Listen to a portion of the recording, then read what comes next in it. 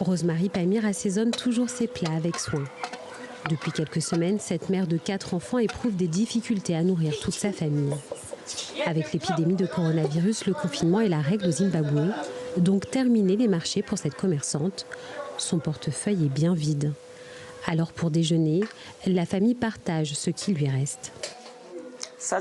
Le repas que nous avons mangé aujourd'hui a été préparé hier soir et tout est fini, y compris la farine de maïs, l'huile de cuisine et le sel. Nous en avons gardé un peu pour pouvoir en manger aujourd'hui. Nous mangeons juste des légumes sans viande. Nous avons mangé de la viande pour la dernière fois il y a longtemps et demain nous ne savons pas ce que nous allons manger. La vie est si difficile que je ne sais pas comment nous allons survivre. Avant la pandémie, Rosemarie Pamir partait en Zambie s'approvisionner en vêtements pour les revendre à son retour à Harare. Maintenant, la frontière est fermée et son commerce à l'arrêt. Et comme Rosemarie, ses 2 fils ont perdu leur travail avec l'interdiction des marchés. Désormais, la mère de famille ne peut plus compter que sur sa petite dernière pour la soutenir.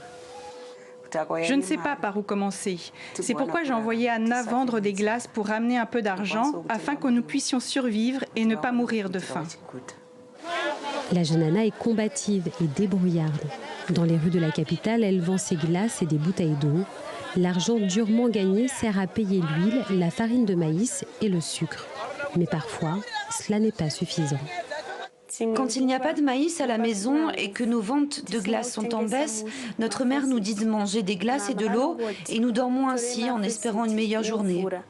Et toute la famille Pamir reste unie et souhaite croire en des jours meilleurs, une fois la crise sanitaire terminée.